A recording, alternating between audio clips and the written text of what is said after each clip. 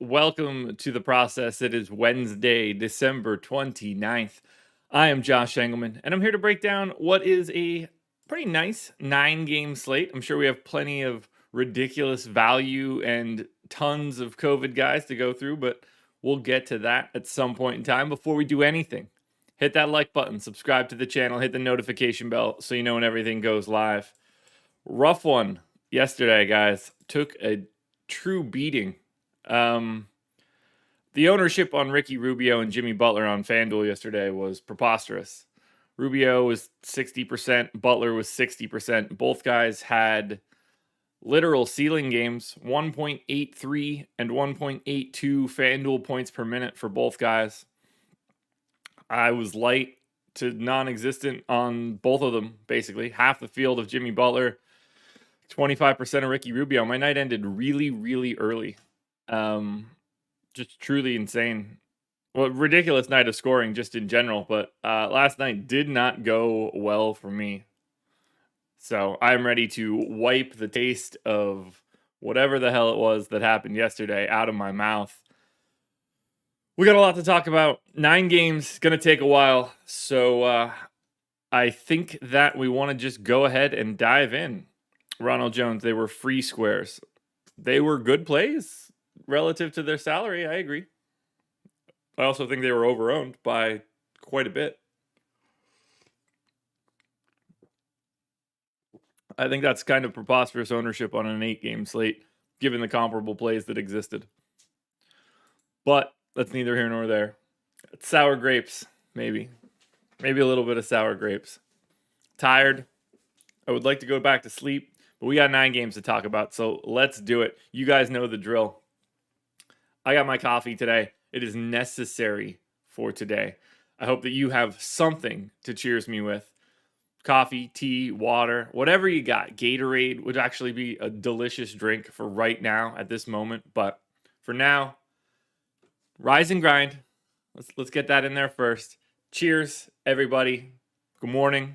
Let's start the day off right. Let's win some money. Ronald Jones, Boucher went well for me. He was like 14% owned on FanDuel, and I had 40-something percent. That I was happy about. Rubio and Butler, on the other hand, not so much. What I am happy about, though, before we get started, I am happy about Prize Picks being the presenting sponsor of this show. Go to awesemo.com/prizepicks-promo. You can get 1 free month of Awesemo Plus Platinum. You can get up to $100 instant match deposit bonus.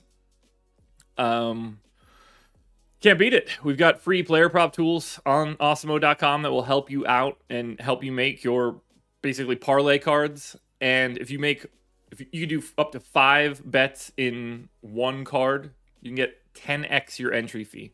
We have everything that you could possibly want. Just follow the link at the top of the screen, awesemo.com/prizepicks-promo. Oh, Ronald, I know you're giving me a hard time. I get it. Yeah, Boucher went really well. I'm really happy with Jokic, 1.64, like he went for 60. I'm happy there. I had enough. Actually, I still have most of this here, so you guys can see it.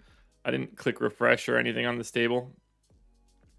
I didn't update anything after the late games for live scoring, and I can't do it now. But, Jimmy Butler ended up being 60% owned. I had him in half of my lineups. If I knew that he was 60 before lock, I likely would have had a little bit less. But that just wasn't a spot that I went. Ricky Rubio, to me, at 6,700 at 53% ownership is quite a bit over-owned. I had 16%. Both of those guys hit literal ceiling games as the most aggressive chalk. Like that is crazy. We're talking about the two highest owned guys on the slate having arguably the two best games. It's nuts. It's truly nuts. Like, I was light on LeBron, but I'm fine with that. I'm generally light on LeBron. That one doesn't really change anything for me. I was heavy on Shea. I was heavier on Dinwiddie. But like, I can't go to 53% Rubio here at 6,700 when, Dinwiddie's at 14% less ownership. I just can't do it. Or Tyler Hero, 6,200, 16% ownership. Like, Ricky Rubio, based on everything that we saw yesterday, is not going to beat Tyler Hero like 3-1 in that matchup. That's just not how big that gap is. I'm going to lose on days like this. I'm cool with it. But we got to remember that when a guy is a good play, like we could use Jimmy Butler or Ricky Rubio as the example. When these guys are good plays, and they were unquestionably good plays pre-lock, that doesn't make them more likely or less likely to have a ceiling game. Like if we see a chalk guy go off, people are just like, well, yeah, you should have played him. How could you be so dumb? He's chalk. The things that you expect him to do on the floor are the same regardless of if his salary makes him a good value or not a good value. Like, the game that Ricky Rubio had is a 99th percentile game for him in the amount of time that he played. If he were 7,700, people wouldn't play him as much. His ownership would be significantly lower. The game is the same. The expectation of performance is the same. Those two guys were the chalkiest plays on FanDuel's slate yesterday and nuked their projections. I'm just never going to succeed on a slate like that. Just never going to happen. I'm going to have significantly lower owned guys in other spots. I'm going to have Shea. I'm going to have Dinwiddie.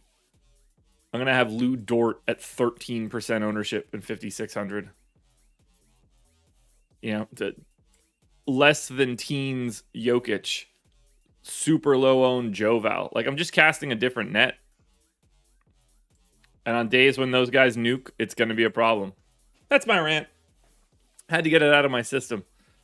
Top of the morning to you, Jay the Football Nerd. Let's dive into this slate now. It feels good. I feel like I got the demons out of me. New York Knicks, 6-point favorites. 206 total against the shorthanded Pistons. We've got Kemba Walker. Basketball Monster listing him as doubtful for rest. I mean, it doesn't feel like the Knicks are a team that are going to sit Kemba Walker for rest in this spot with no Derrick Rose. Maybe they do. I don't know for sure. I don't feel like that's something that I can just immediately assume either. So what we need to do is get Emmanuel quickly on the floor. And I think this rotation is just going to look a lot like it did yesterday. We've got a Q tag on Nerlens Noel. I don't even really care to try to hash that out on whether or not he's going to play today. They played yesterday, so nothing on the Knicks injury report is relevant to begin with. So I'm basically just going to carry over the same starting lineup that I had from yesterday to today. So I'm going to do something like this. We've got everybody's minutes that I projected for yesterday are just going to be today's. I don't know why I wouldn't. Alec Burks now playing basically no minutes has become an interesting little thing. Like, Quentin Grimes is just playing now. That is just what Quentin Grimes is doing. I mean, Grimes is playing basically more than he played 30 minutes yesterday. So I guess I need to get Quentin Grimes in for a significantly more run.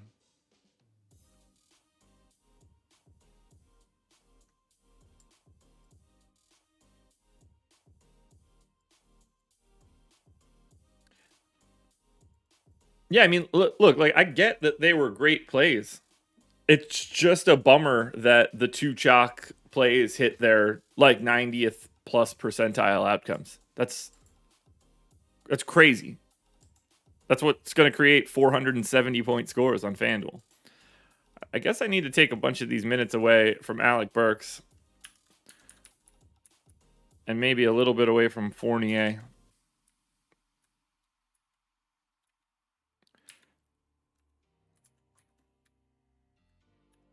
Let's do something like that.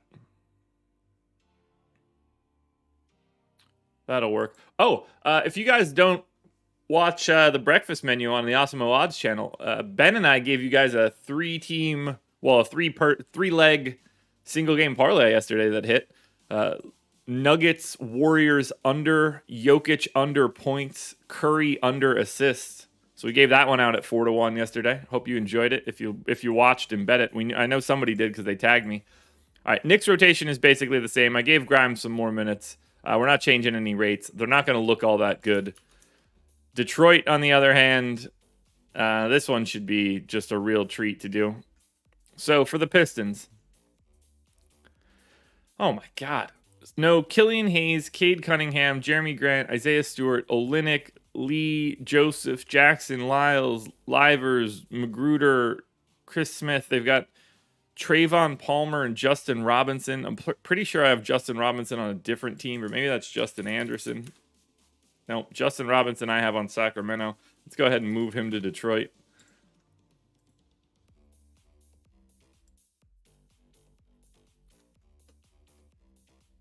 It's not so much that I even care that the chalk hit. It's the way that it hit. When the chalk is the two best plays on the slate, that's when it becomes problematic.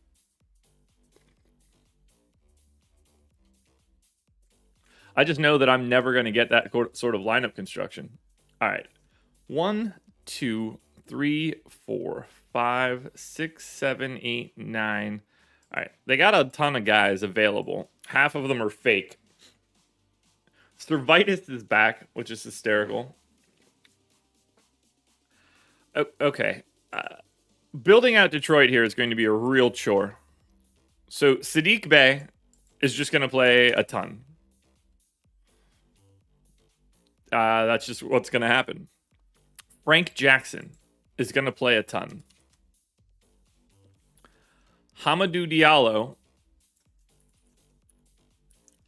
is going to play a ton. These are three things we know for sure. Well, not for sure, but we can expect. Derek Walton played 31 minutes last time out. I'm going to assume that happens again. Derek Walton, we're going to put in for 30 minutes.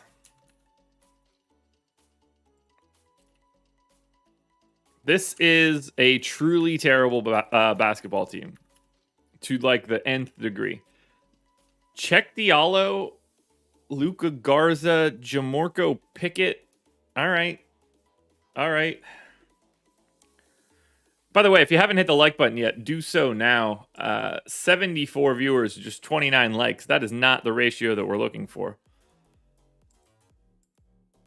Okay, so we had no beef stew last time or no Trey Lyles. Garza got 20 minutes, Diallo got 19, and Jamorko Pickett played 18. So they have no problem playing those guys alongside each other. Who started for the Pistons in this game? Be surprised to know, guys. I didn't pay close attention to the Pistons getting beat by 30 against San Antonio with no real players. So Garza started. Played 20 minutes. If they're willing to start him, he's willing to close. So I think the goal is probably like 26. When Garza came off the floor, they went to check Diallo. Not exclusively, but for the most part. So we're going to say that Check Diallo is the backup center.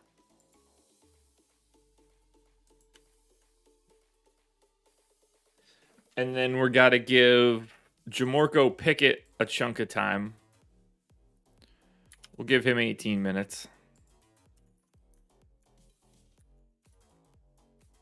Sotex, absolutely. You're absolutely going to have to worry about guys getting ruled in. No doubt about it. It's going to happen. There's nothing we can do about it at this point. I'm going to delete every rate that I have in here for this stupid team. We got 36 minutes to go for the other functional players that are on this team. Cassius Stanley, Servetus, Trayvon Palmer. Cassius Stanley played 19 minutes. I'm going to say that Cassius Stanley is just the backup point guard. And I can either give Servetus some time or... I think it's just Servetus. All right, I'm going to give Servetus the final 18 minutes. Welcome back to the team, Servetus. I don't have a concept of how I would change any of these rates. Because if we look at Detroit, man, it's 646. This is only game one. If I take off Cade and Jeremy Grant, like nobody takes any real bumps to begin with. Just going to call it here for right now. Hamidou Diallo looking like he's going to be the best play. So we'll start with the Knicks. And again, 6-point favorites, 206 total is the lowest total by 5 full points against Clippers Boston, and then 10 full points against the next closest.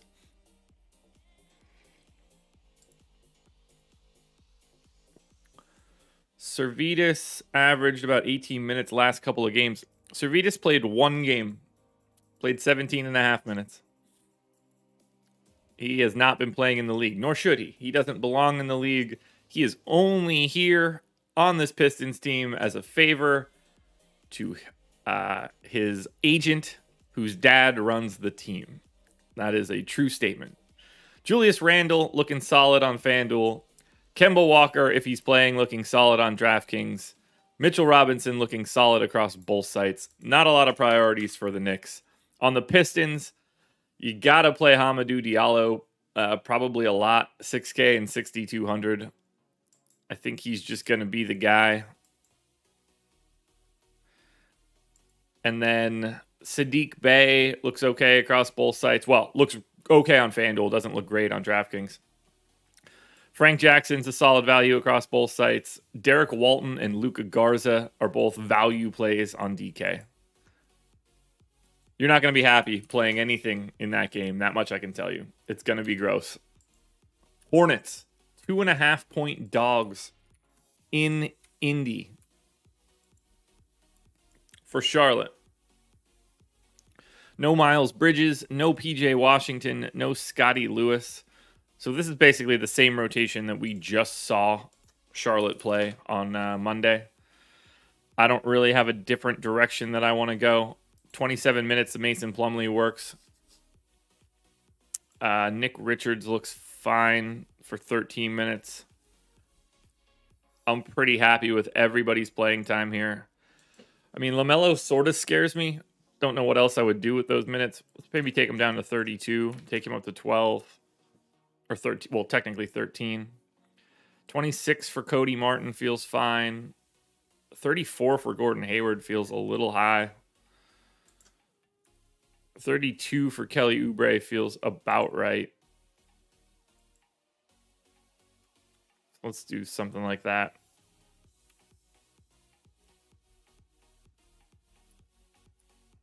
No real changes for Charlotte. That's basically the same rotation they had. So you guys know the starters at this point.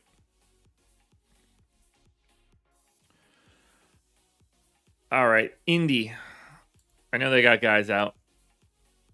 Q tag on Brogdon. No McConnell. Lamb back.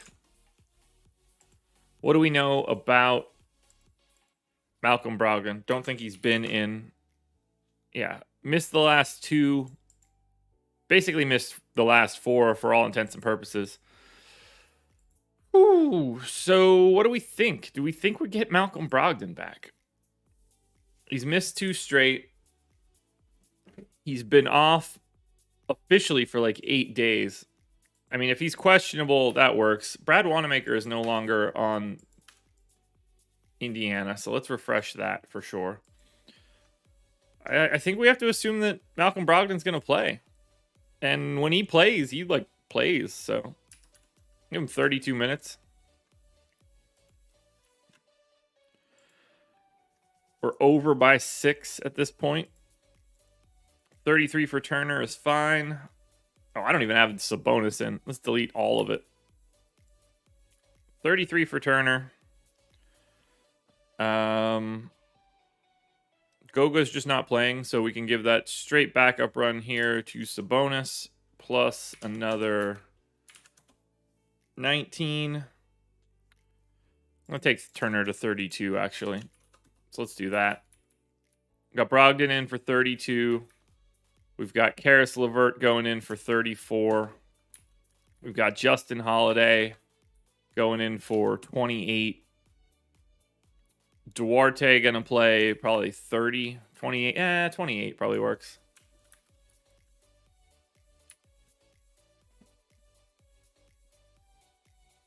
Yeah, I mean, I don't really think that Brogdon plays either, but it's easier to put him in than take him out. Backup point guard. Who the hell is the backup point guard on this team now? I guess it is Kiefer Sykes, who I assume I don't have in here. I do not. So we'll get him added later today. Yeah, not in my model. So, gonna give that time to Dwayne Washington since it doesn't matter. And then we have 36 minutes left over. O'Shea Brissett's got to get some of it. Maybe he plays like 22. Then that leaves me 14 for, I guess, Keelan Martin? Torrey Craig? We'll go Torrey Craig. There we go. 9-man rotation for the Pacers. And I got a sneaky suspicion we're going to get a lot of some of these guys. But if we've got everybody back, then we have to update rates, unfortunately. Let's take TJ McConnell off.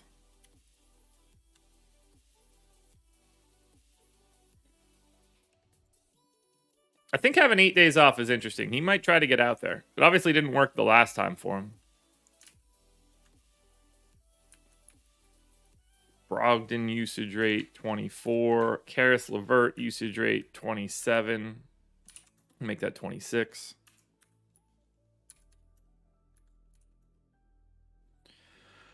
Duarte 21. Make that 20 and a half.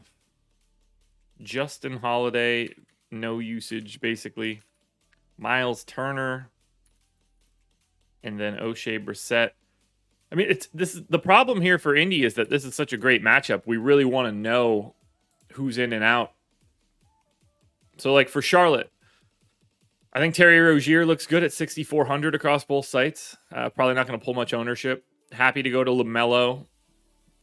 Not a lot of like, there's not a great play on Charlotte, but there's a lot of okay to good plays. Rozier, Ball, Oubre, McDaniels, Plumlee. They all look solid on DraftKings.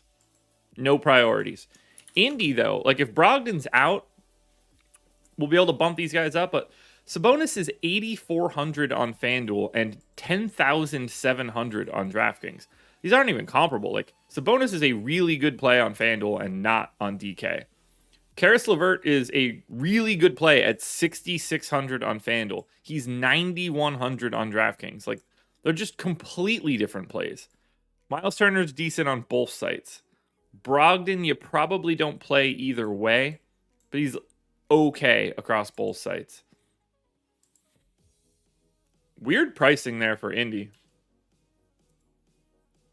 We're on to, oh god, another shorthanded team. Clippers and Boston. We'll start with the Clippers. Clippers are 5.5-point dogs, 211 total in Boston.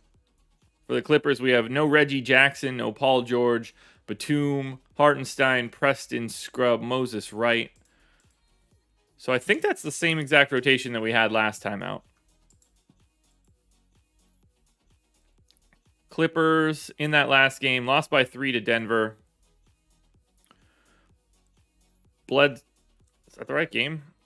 Maybe that's not the Denver game. No, too far back.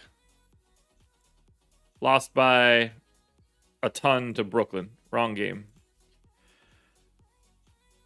We got none of the starters played the fourth quarter. They all lost those rotations because they were getting smacked. So, we can comfortably add 6 to 8 minutes to everybody's run there. So we've got Bledsoe in for 34 minutes. I think that makes sense. We've got Terrence Mann in for 34 minutes. I'm going to make that 32.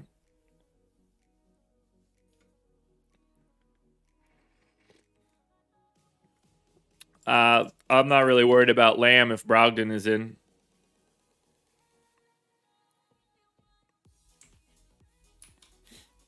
I don't necessarily think that Lamb is going to be playing all that much if Brogdon is in.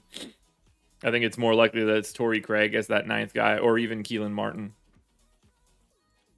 None of it matters.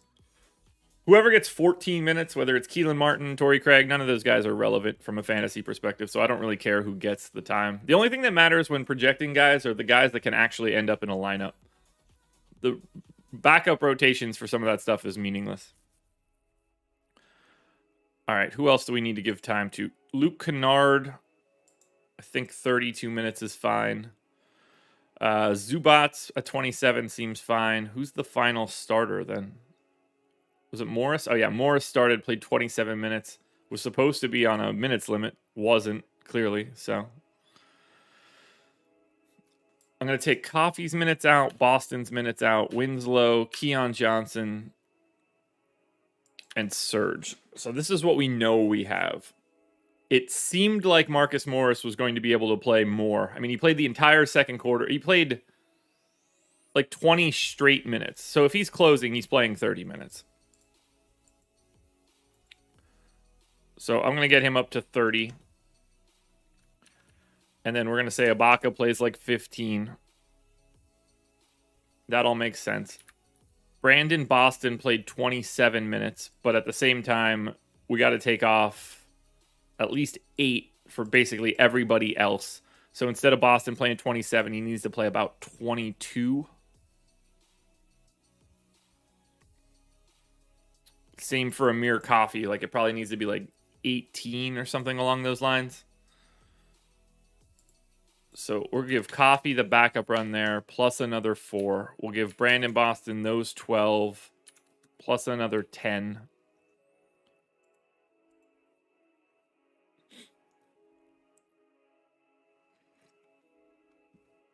Guys, you really need to not think about Jeremy Lamb as if he's a relevant piece of this slate if Malcolm Brogdon is in.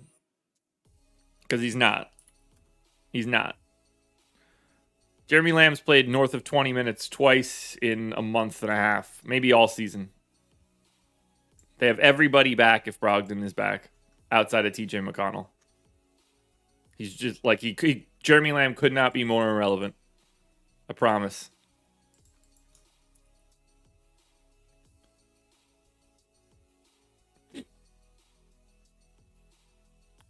$34 minutes left for the Clippers. Who am I missing? I mean, even if Malcolm Brogdon is back, Jeremy Lamb is an irrelevant fantasy basketball player for today and should not be in lineups. Let's just put it there. Whether Malcolm Brogdon plays or not, you shouldn't roster Jeremy Lamb in any lineup whatsoever. There, firm. Justice Winslow played 17 minutes. Was that blowout too? Yes. So Justice Winslow played like 6 minutes. So that's not all that interesting. So it's not Winslow. Keon Johnson probably played about 6 minutes. I don't know who Moon is. He played the whole blowout. That's fun. So we're going to give Keon Johnson 12 minutes. We're going to give Justice Winslow 12 minutes. And then there's got to be another person here somewhere, right? Who plays that additional 12 of Moon? I guess maybe Boston can play a little bit more. We'll bump him. I'm not going to add Moon. They don't have any other bodies. All right, Jason Preston's going to hold those 8 minutes for now. Nope. No, he's not. Jay Scrubb's going to hold those minutes for now. Rates are going to be the same, so that's the Clippers. Let's go to Boston, which is also going to be awful, I believe. No Tatum. No Schroeder. Jay Rich back. Neesmith, Freedom, Fernando out. CJ Miles out. So Marcus Smart questionable. He did play, though, that last time out, right? No, he didn't. Oh, my God. I totally forgot about that. I shouldn't have forgot about it either because I remember doing the swaps. Oh, there's the puppy dog. Got to let him in with the wife. We're going to drag this puppy in tomorrow, by the way. He's not an actual puppy.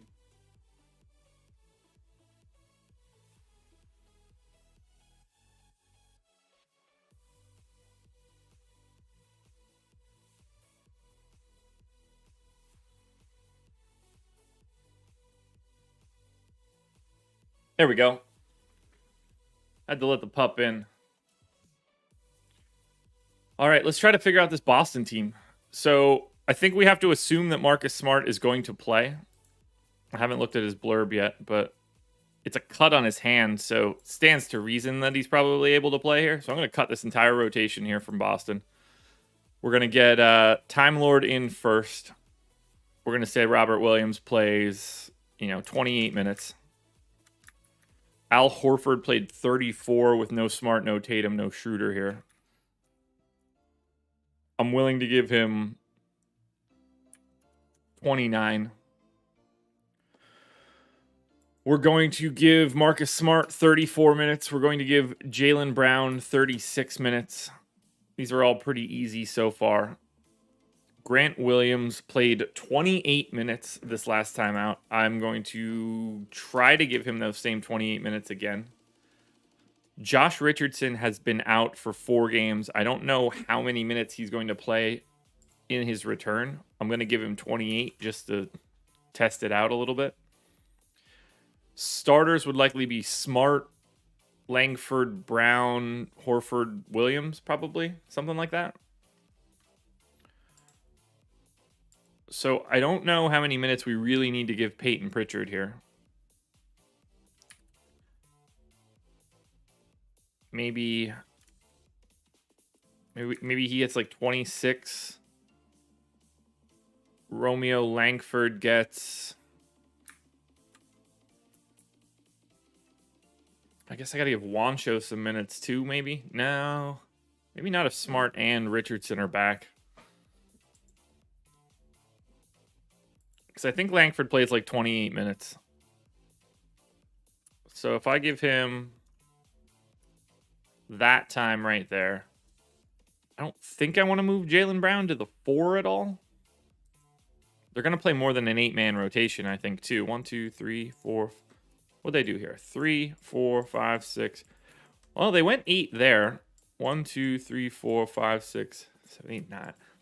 I mean, they might go to an 8-man rotation. I don't think it'd be crazy. I don't think it'd be totally crazy.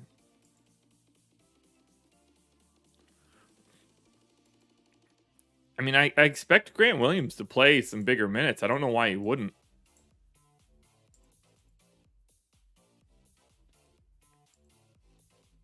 Maybe it's Josh Richardson that doesn't play as much. Maybe it's Peyton Pritchard that doesn't play as much. Or maybe they just do it like this. I don't know who else I would take these minutes from.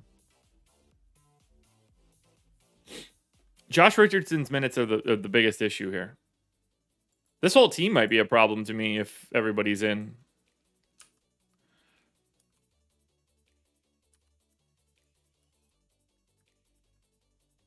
Because, I mean, I know that I know Jaylen Brown is going to look exceptional.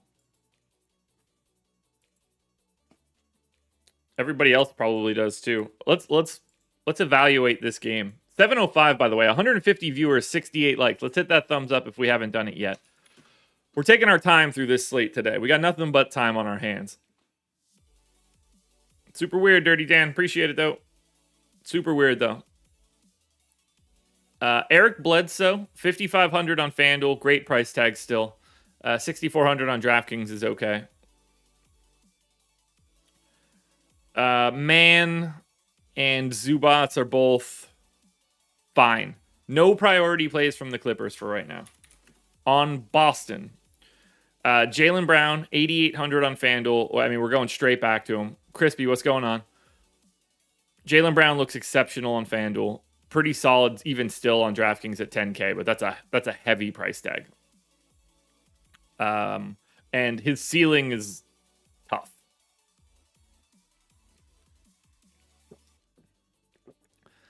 Marcus Smart, Al Horford, both fine. Smart is totally reasonable if he's in. Grant Williams, 3,300. That's probably the piece that's going to get me in some trouble. Let me just pull up this Boston rates table. Let's take Tatum off. Let's take Schroeder off. Does Grant Williams do anything important? He's played 82 minutes, 13.5% usage. We're going to cut him down a little bit. But yeah, Grant Williams would be the interesting value piece to me. 3,300 power forward center.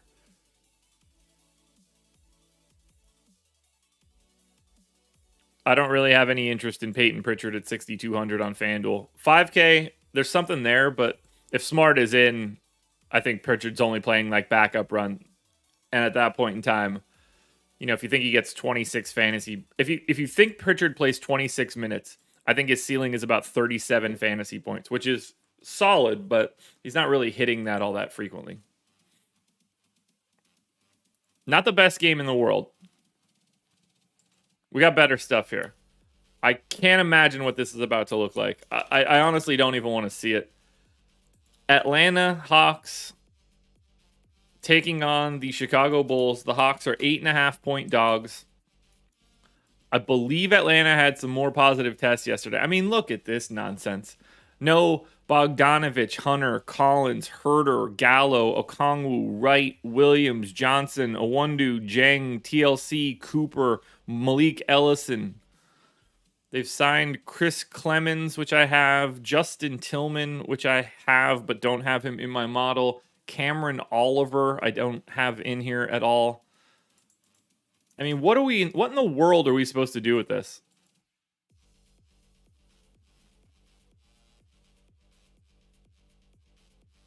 No, Cody, I don't ever do that. There's no way I'm doing extra work in the morning. I don't care at all. All right, let's delete everything we've got here for Atlanta. So, 36 minutes for Trae Young. That's just the first thing we're entering. Bogdanovich is now done. Cam Reddish is going to play 36 minutes or more. But let's start there. Clint Capella has played about 28 minutes in both games. I'm just going to go to 30 here. It's really the only thing that makes sense to me. After that, so we've got 1, 2, 3, 4, 5, 6, 7, 8, 9, 10, 11. So in theory, they have 11 guys. Chandi Brown got the start. I think that we only have the ability to just assume that happens again. So it's going to be Trae Young, Chandi Brown, Reddish, Capella. We need somebody at the 3.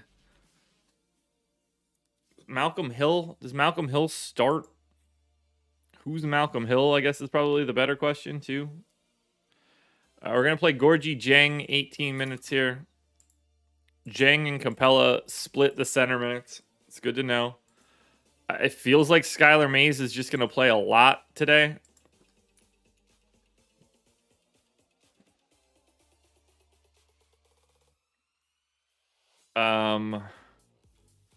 Lance Stevenson, they don't seem like super fond of playing Lance. I can't imagine why. We need to figure out who the fourth or the fifth starter is going to be. So we're basically replacing Bogdanovich from the last time out. This is a back-to-back Atlanta-Chicago. But we got to replace this Bogdanovich starting piece. Feels like Malcolm Hill or Lance, actually. But they played... All right, so Malcolm Hill only closed 14 minutes. Lance played one rotation in the second quarter and never saw the floor again. It seems like they're more likely to go to Skylar Mays, so I'm going to say that it's Skylar Mays. I'm going to take Skylar Mays to 30 minutes. How tall is Chandi Brown? 6'5". Skylar Mays is 6'4". I mean, at least it's Chicago. Oh, yeah, Jang's on... So no Gorgie Jang. I forgot he's on the protocol. So Cameron Oliver, I guess, is going to be the backup big. I mean, Clint Capella is just going to have to play a ton now. They don't have a choice. The next tallest guy is what I assume is Cameron Oliver.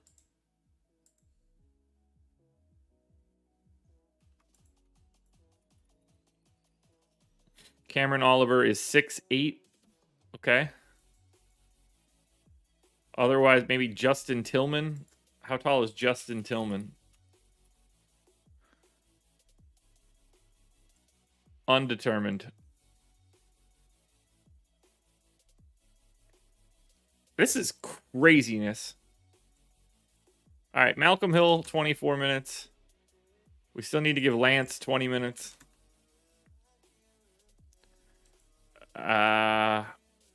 I'll give Cap Barber some time.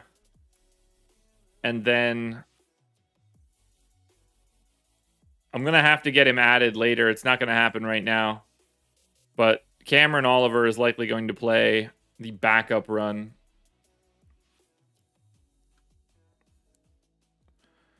I'm just going to give those minutes to Jalen Johnson for right now. Because it won't matter. This is really, truly insanity. Like, there's no reason to even search for the sample here, but if we take Lou Will, Bogdanovich, and Collins off, I assume we don't even have a sample. Yeah, Johnson's out too, but I don't want to add that guy to my model right now because it's just not worth the time. And since it doesn't matter for me from a rates perspective, I just need to get somebody in there. Otherwise, it won't pull through.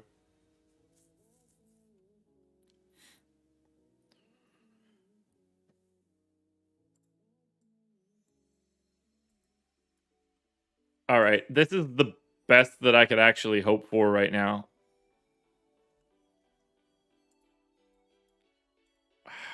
And now we got to still work on Chicago, which I'm sure isn't even any better. So for Chicago, I mean, there's so many dudes on the Hawks. This game might actually not happen, depending on if they get more positive tests today. So we've got no Lonzo, we've got no Caruso, McKinney, Bradley. So this is the same thing we had, just the Q tag on Derek Jones Jr. I'm not going to worry about that right now, and I think that the rates that I have in and the rotation that I have in is just the same that we had. I got Levine in for 34 minutes. I guess in theory I could give him an extra minute. So let's do that. I got Kobe White in for 34. You know, maybe that's a little aggressive.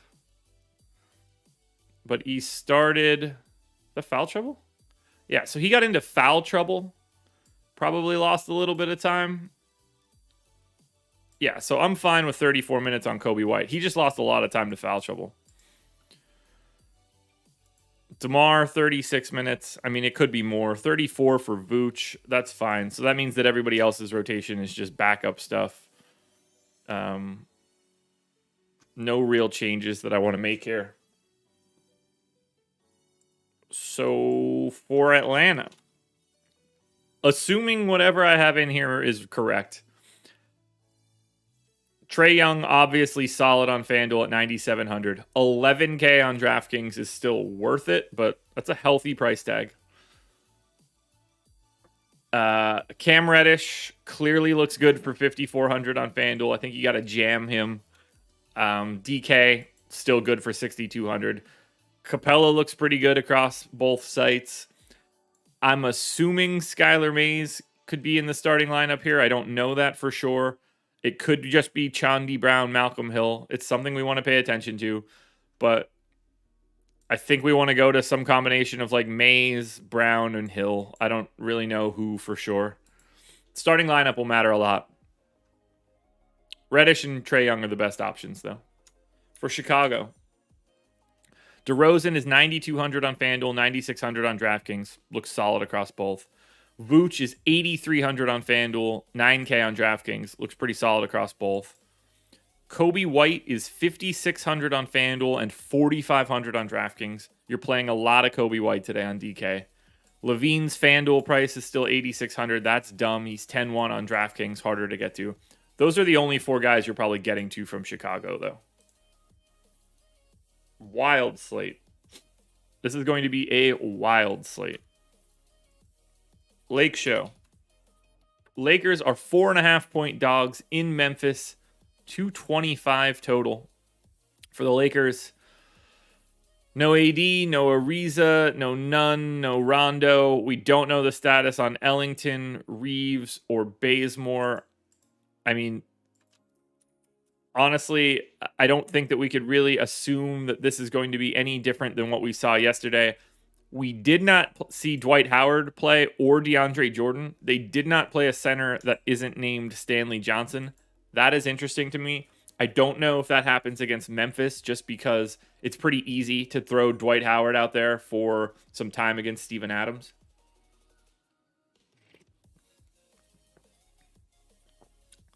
So I'm going to bump Stanley Johnson up to 30 minutes. We got Russ in for 36. We got Braun in for 36. I think that I need to make that 37, but we'll do that in a second.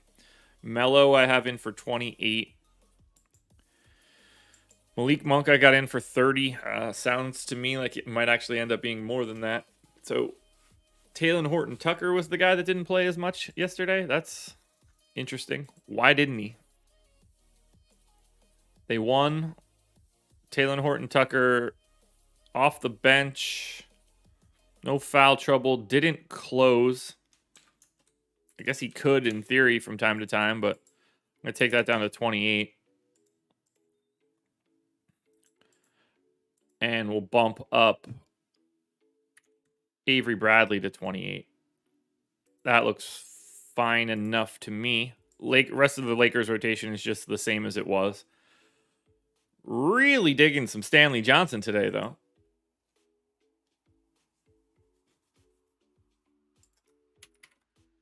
On to Memphis. For the Grizz.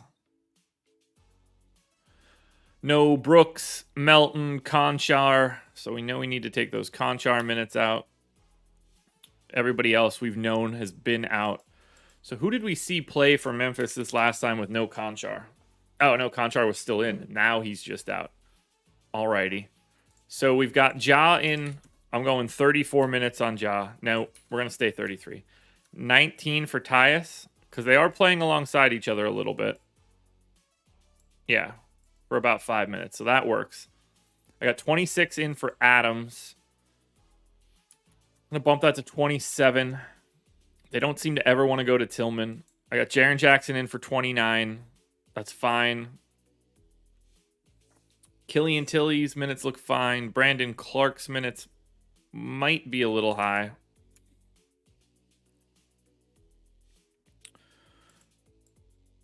Slow-mo playing about 26 minutes. I think that he might actually be able to play a little bit more now. Hold on here. So we've got Brandon Clark, Killian Tilly, Tillman, Adams, Jaren Jackson. That's... All right, so all of those minutes need to go to just those guys. So I need to cut down...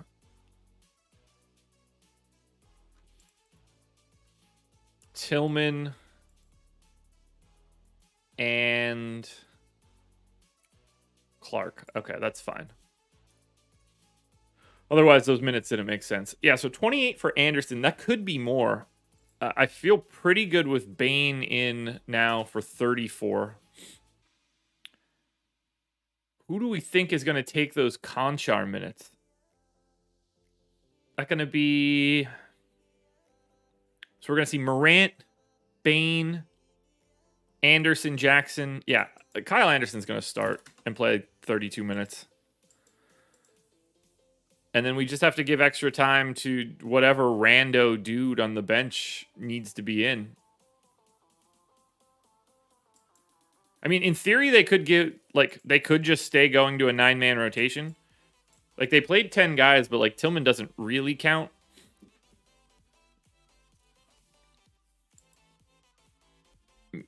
Maybe Shaq Buchanan gets time. I don't have him in my model as of right now. But that's a lot of additional time to go around. But I don't think that any one of Tilly, like, I think I can only give 96 minutes to Clark, Jackson, Tilly, Adams, Tillman. I don't think any of those guys are going to play the 3.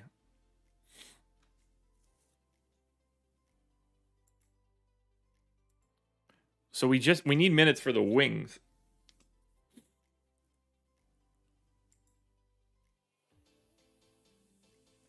They just don't really have any other options here.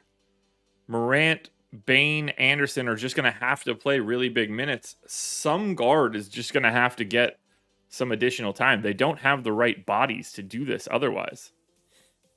Because they can't go, or at least I don't think they can go to any of these guys at the 3. So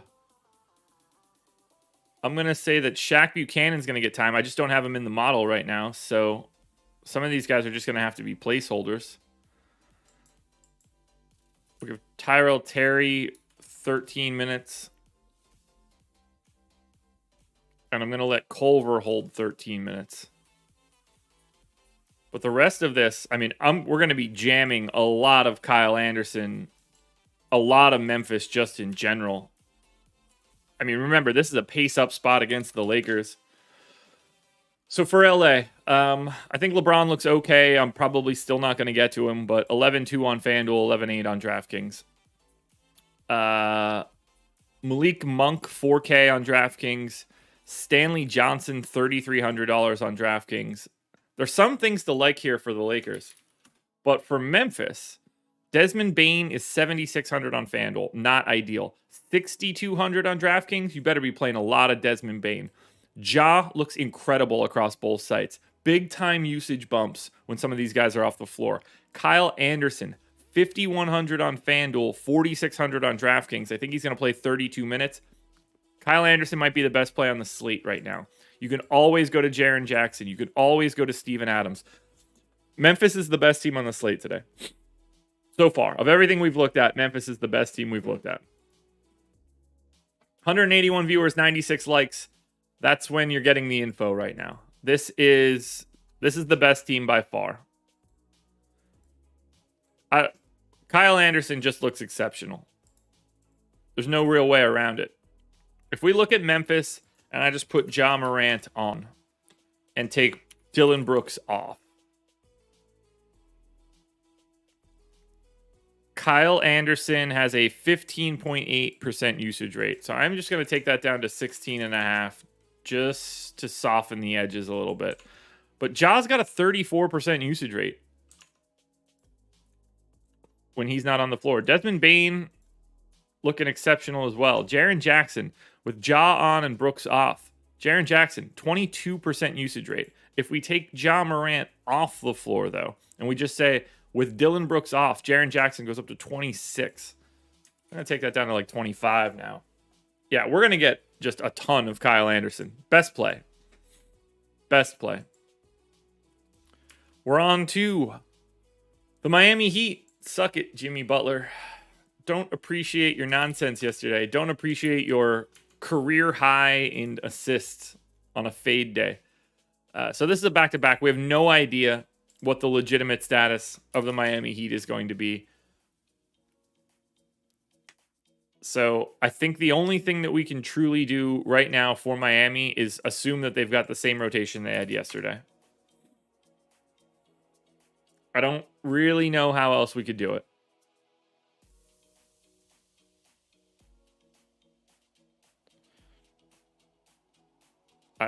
This just has to be what it is. Wow, they still didn't play Cheatham yesterday? That is incredible.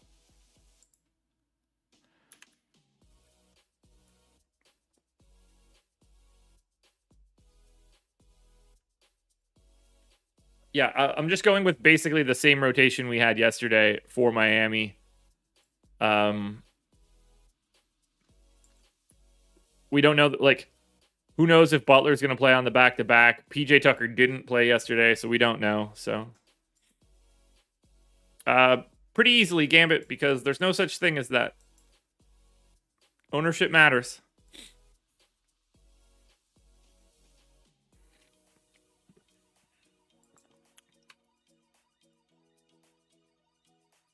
Oh yeah, I mean Kyle Anderson for $16 on Yahoo, you can jam him in too. Yeah, we're moving forward with Miami with no other changes because we just don't have the info off of back-to-back. It's not worth putting the time in. Still no DeJounte Murray for San Antonio, which means this should largely look the same. I know they started Keita Bates-Diop again, did not play a ton. We've got Keldon Johnson in for big minutes.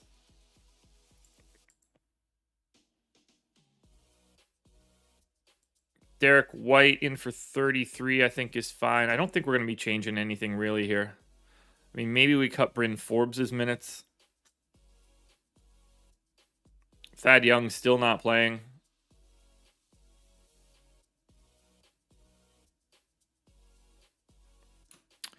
Yeah, I don't really know who I would want to change here. I mean, does Vassell just need more playing time? I don't know. Probably. Does Lonnie Walker need more playing time? I don't know. Probably. Let's do something like that. McBuckets plays like 26 minutes a game. That's fine. Pirtle at 30 might be too high.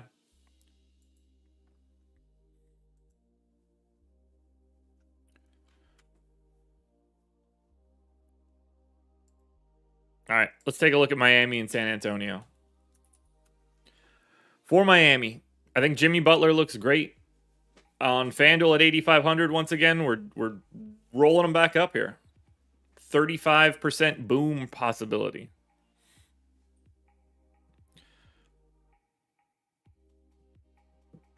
$9,300 on DraftKings for Butler is fine. We're going straight back to Yurt 7 if PJ Tucker is out, and probably regardless. Gabe Vincent looks okay. Caleb Martin looks really good for $3,900 on DraftKings. Tyler Hero, $6,900 on DraftKings, $6,200 on FanDuel. I mean, we can basically detail Jimmy Butler right now. At $8,500 on FanDuel, we know that he's a good play. That's still just a 35% chance of hitting 5x plus 10. His ceiling to me, which I'll show you exactly what I think ceiling is. What I call ceiling, see this? 2 standard deviations at the same amount of minutes. So if we think Jimmy Butler plays 34 minutes, I think his ceiling is 64 fantasy points. We're talking about 1.88 fantasy points per minute. That's exactly what he did yesterday, basically. 1.83. He stuck the landing of a ceiling game yesterday at 8,500. That's good. That's good. 5x plus 10 at 8,500 is 52.5. So 65% of the time, if he plays 34 minutes, I think he has less than 52 and a half.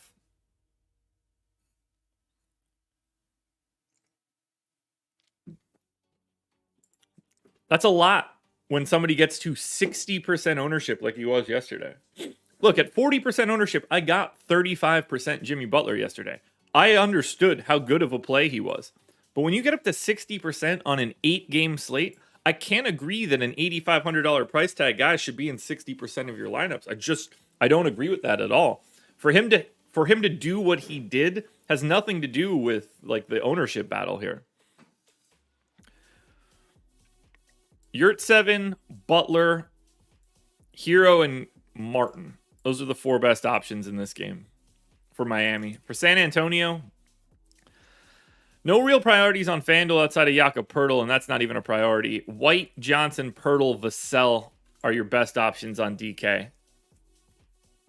Paul Kang, yeah, he did. But it's Jimmy Butler, so like, what are we gonna do? The back-to-back. We can't assume anything on a back-to-back here. Like, for example, Oklahoma City is a 15-point underdog today against Phoenix. They're missing Josh Giddey, Earl, Favors, Baisley, Mann, Poku.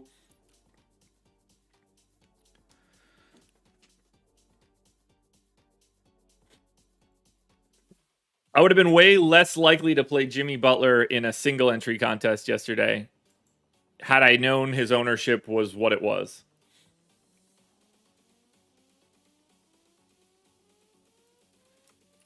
Like, going into lock, we had it at like 40-something%. It ended up being 60 in the big contest on FanDuel. I assume it was 60 or more in the high dollar single entries. I would likely be somewhere else and be pretty chalky elsewhere. That's just my expectation.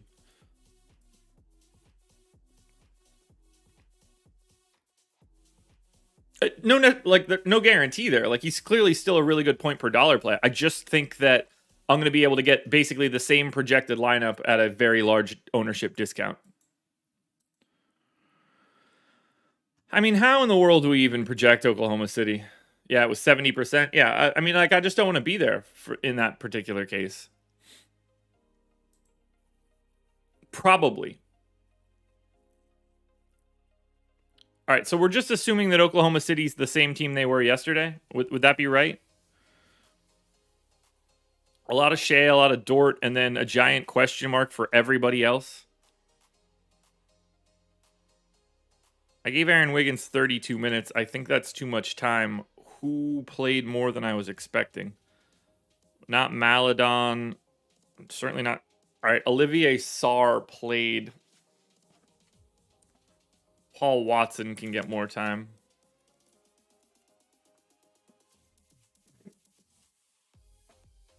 That's good, Cantor. Yeah, if Rubio was going to get hurt, I wish he would have done it at the beginning of the game. It sucks that he did, though. I really hope he didn't tear that ACL. That's going to be a real problem for him. All right, on to Phoenix, which I'm hoping we're just not even touching. No Crowder, no Ayton. All right, so this is the same rotation we got out of Phoenix before. Why are they not signing anybody? I don't get it. All right, so JaVale, we got in for 27 minutes. That's just what I expect. 35 for Bridges.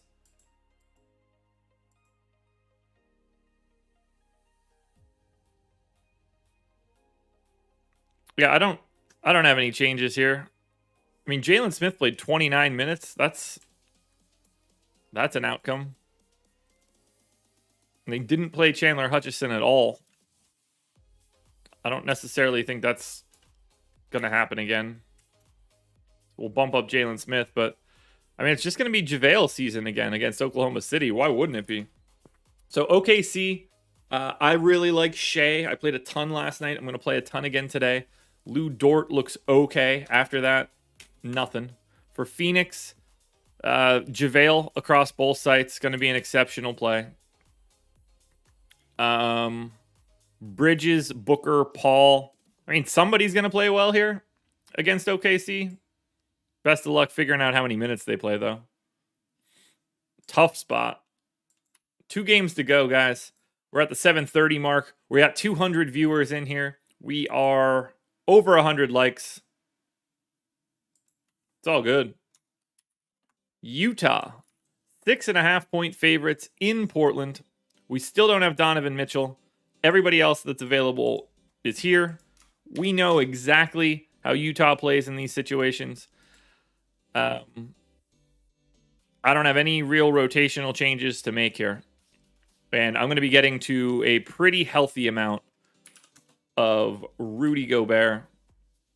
I think Ingles and Clarkson both look pretty good as well. We know what we're doing with Utah. Portland, I'm sure we don't know what we're doing. So for Portland, no CJ, Nurk, Covington, McLemore, Smith, Zeller, Watford, or Blevins. Reggie Perry is on the team now. Let's go ahead and get him added in. At least I know he's in my model. So for Portland, I guess this one's going to be pretty easy.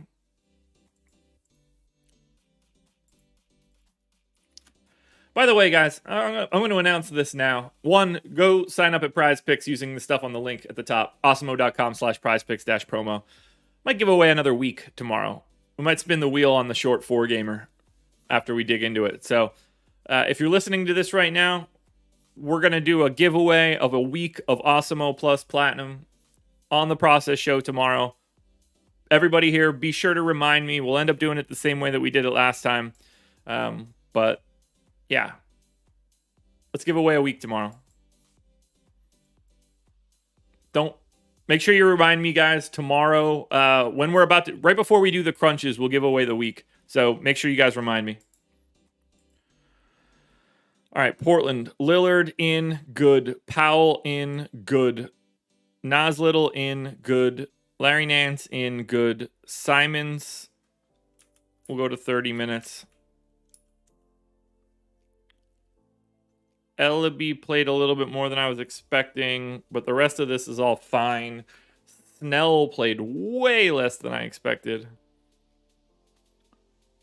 I don't need to give those minutes to McGruff or whoever the hell else played. I'm just going to give some of this to Reggie Perry, actually. There we go. All right, Utah. For Utah, Rudy Gobert for 9,100 on FanDuel, I think looks really, really good. Big fan of that price tag. Mike Conley is okay. Jordan Clarkson looks good on DraftKings at 5,800. Joe Ingles looks good on DraftKings at 4K. Boyan is okay. It's the same sort of situation for Utah as it usually is. Against Portland. So for Portland, best play is probably still Dame 9K on FanDuel. He's 10-6 on DraftKings, still looks good. Larry Nance, 5,700 and 5,400, I like on both sites. Nas Little, 6,500 on FanDuel is a tough sell. 5K on DraftKings, exceptional price. Simons looks good across both sites. He's only 3,700 on FanDuel. No reason he couldn't play and be a threat. Norm Powell, 6,100 on FanDuel, 7K on DraftKings. All 5, if Powell, Lillard, Nance, Little, Simons is the starting lineup or something in that neighborhood, I like it a lot. Even if Simons isn't a starter, I like it either way. But those 5 guys, aggressive plays today. And then we close it out. Dallas at Sacramento. We got the start of Bagley last night. Dallas, still no Luka. Reggie Bullock back. No Hardaway, Kleber, Willie Cauley-Stein, Trey Burke, Ja'Cory McLaughlin. So I guess we're going to assume that Reggie Bullock is playing. The rest of this should be pretty easy.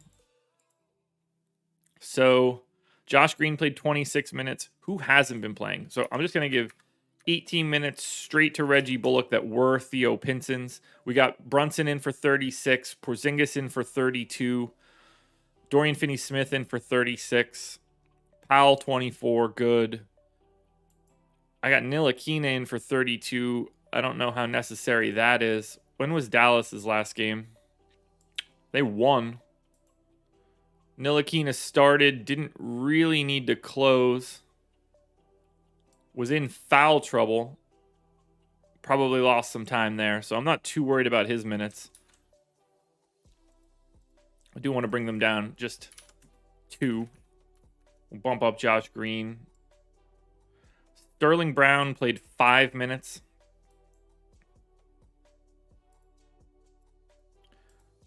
So let's knock that down as well. Take Josh Green up to 20. I think we're about where we want to be. We're really only playing Brunson, Porzingis, and that's about it, really. Dorian Finney-Smith, maybe. But aggressively going to Brunson once again. On Sacramento, we're not going to have an updated injury report for Sacramento. We don't know the status on Alex Len. I know he was out for conditioning yesterday. We don't know the status on Davion Mitchell yet. I'm just going to go with the same rotation I had yesterday. You know, I've got Bagley in for 26 minutes. Mo Harkless didn't play, so they did continue to go to Chimezie Metu. We got 24 minutes out of Holmes, so I got 26 in there. Damian Jones was the straight-up backup, which is sort of what I expected. Wish I would have never changed it. 32 for Fox. We can think about bumping up.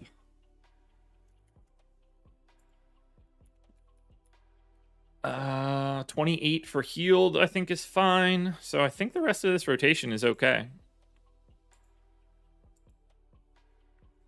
So we are at the point where we're going to run some crunches. Let's just look through Dallas and Sacramento quickly before we finish this off. So for Dallas, Brunson again, 7,400 on FanDuel, 7,900 on DraftKings. We've got Porzingis, 8,900 and 9,400. Let me just look at Brunson quickly from a rates perspective. I want to make sure that I'm not over projecting him. So for Dallas, if we look at Dallas, and this is against Sacramento, we take Luka Doncic off. And screw it. We'll say Porzingis is on the floor. Jalen Brunson with Luka off, Porzingis on. 22.5% usage rate. I might need to walk him back just a little bit. Take that down to 24.5. The assist rate, though, is legitimate. If I take Porzingis off, maybe we get a little bit of time with Brunson, no Porzingis. Brunson's usage rate goes up to 25%. So, yeah, we're going to bring that down a bit. Assist rate, though, I like. I feel pretty good here. Porzingis with no Luka, though. 29% usage rate. It's interesting. I guess we need to take Hardaway off, too. If I take Hardaway off, we get a little bit more reasonable rates here. We get Porzingis up to like 35. So, you know, maybe we'll do something like this. We'll put Porzingis back on, see if anything changes for Brunson there. Yeah, 25% usage rate. So let's go to something like that. And like that. So yeah, it's Brunson, it's Porzingis, and that's basically it. On Sacramento, it's De'Aaron Fox across both sites. Bagley on FanDuel at 4K. How many rebounds do I have Gobert projected for? I could look at that. Got him at 16.5. I got Gobert projected for 17.5 points, 16.5 rebounds.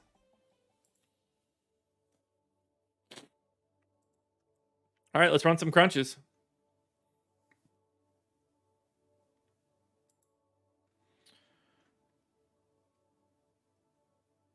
We have tons of prize pick stuff on the website, Gambit. It's hard for me to look at that right now because they don't really post as much early in the morning, and it's all subject to change anyway.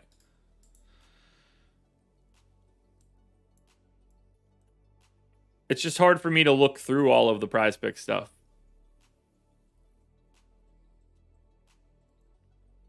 If they post it a little bit more in the morning, or if I could find a way to get it off of the site a little bit easier, maybe we can dig into it more. Alrighty. First crunch. Here we go. FanDuel Optimal. really weird scenario. We don't have any of the big guns. We don't have Jokic. We don't have Giannis. We don't have the 1.6 crew. All right, so optimal lineups on FanDuel. This is going to be 352.3. This is the optimal lineup by 0.4 of a point. Damian Lillard, Jalen Brunson, Jimmy Butler, Anthony Simons, Karis LeVert, Hamidou Diallo, Domantas Sabonis, Kyle Anderson, JaVale McGee. I'm more than okay with that. We've got Simons here. We've got Skylar Mays on the other one. I don't really trust either one of those guys, but one of them will be decent, you would think. Let's look at the power rankings on FanDuel now.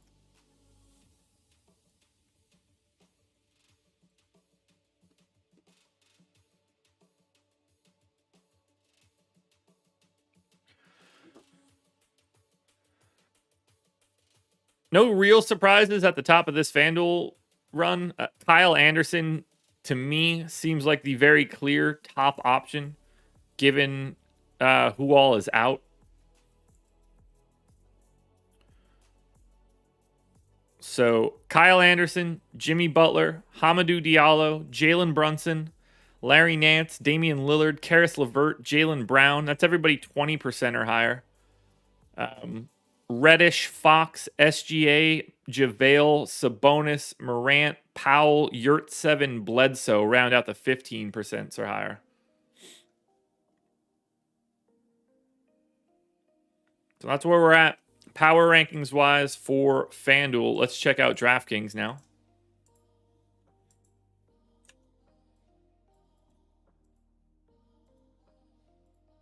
Boom, boom.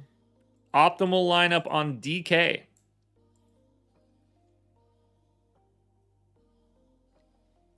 Kobe White, Desmond Bane, Hamidou Diallo, Kyle Anderson, Yurtseven, Morant, Jaylen Brown, JaVale McGee. That's 312-1. That's 1.9 fantasy points higher than the second best. I like that lineup a lot, actually. Assuming everything that I think is right is right. It feels like that's what the starting lineup would be, Brandon. That's the way that I'm leaning right now. But I really like that optimal on DraftKings. Let's see what we've got for power rankings on DraftKings.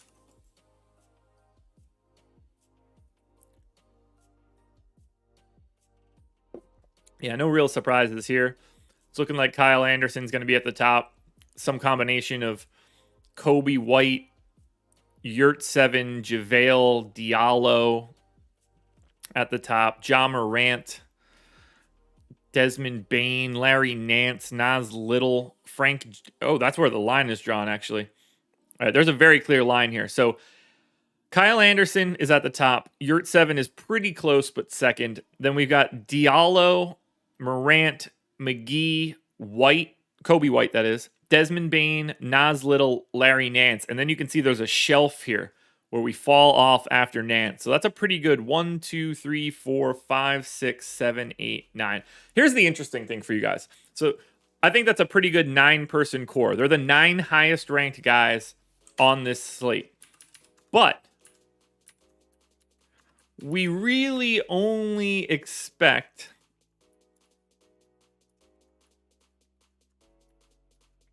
like 2 of those guys, maybe 3, to be high-end plays. But that's DraftKings for us. Let's go ahead to Yahoo. Oh, SMP, that's not my hypothesis. That's more his hypothesis than anything else anyway. But I did see it. Or actually, sorry, I didn't see it. I saw the tweet. I didn't see the article itself. But yeah, I mean, I don't think I have a revolutionary stance here. I just happen to be right. And finally, Yahoo Optimal. By 0.5 of a point, Trae Young, Jaylen Brown, Damian Lillard, Diallo, Slow-Mo, Kyle Anderson, Larry Nance, Yurtseven, and Jalen Brunson. And we close it out with power rankings on Yahoo.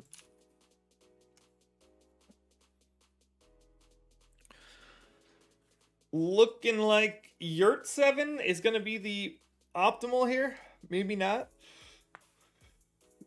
And Yurt 7 will likely lose a couple minutes on the off chance that PJ Tucker ends up in. Yurt 7, Diallo, Jaylen Brown, Kyle Anderson, Lillard, Russ, Nance, Brunson. That's everybody north of 20% on Yahoo. Those are your Yahoo power rankings. So, DraftKings in the books, FanDuel in the books, Yahoo in the books. That is where we stand for right now. I think that we are done. 9 games up, 9 games down. That took us an hour and 20 minutes. Not too bad. I'll take that. It's a good slate. 4-gamer tomorrow. It's going to be easy. Don't miss it. You definitely want to be here. If you haven't done it already, please hit that like button, subscribe to the channel, hit the notification bell so you know when everything goes live. Contenders videos will be out shortly. Strategy show at 10 with Adam, and then that's it for me for the day. Thanks for being here, guys. It's another amazing process show. I love being here for it. Hopefully, I can wash the stank off of last night and have a little bit more success for today. So, adios, everybody. Thanks for being here. This is The Process.